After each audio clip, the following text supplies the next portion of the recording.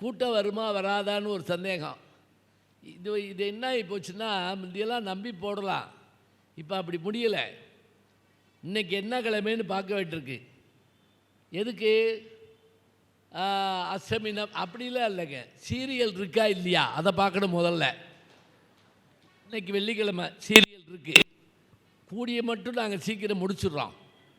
அப்படியே இல்லைன்னாலும் 9 மணிக்கு சிங்கப்பெண்ணியெல்லாம் நான் தான் வருவேன், என்னை இங்கேயே பார்த்துக்கலாம். சிங்கத்தை காட்டில் பார்த்துருக்கோம், சர்க்கஸில் பார்த்துருக்கோம், நேர்லேயும் பார்க்குற மாதிரி நேர்லேயும் பார்த்துக்கலாம். அதனால் இன்றைக்கி நீங்கள் தாய்மார்களுக்கு தான் முதல்ல நன்றி. ஆண்கள் கைதட்டுங்க. ஏன்னா இன்றைக்கி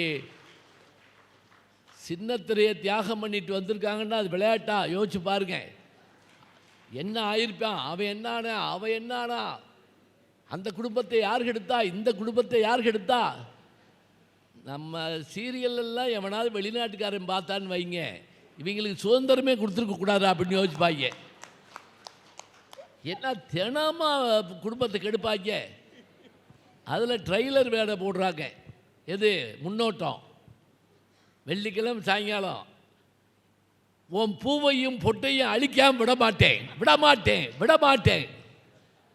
அட பாவிகளா, இதுக்காடா இப்படி போய் விலை போட்டு வாங்கினோம் டிவியை. இப்போ நீங்கள் கேட்பீங்க, நீயும் தானே இதில் நடிக்கிற. இங்கே இருக்க நான் பெரும்பாலும் இந்த மாதிரி விஷயங்கள்லாம் வைக்க விட மாட்டேன். அது மட்டும் இல்லை, சொல்லிடுவேன்.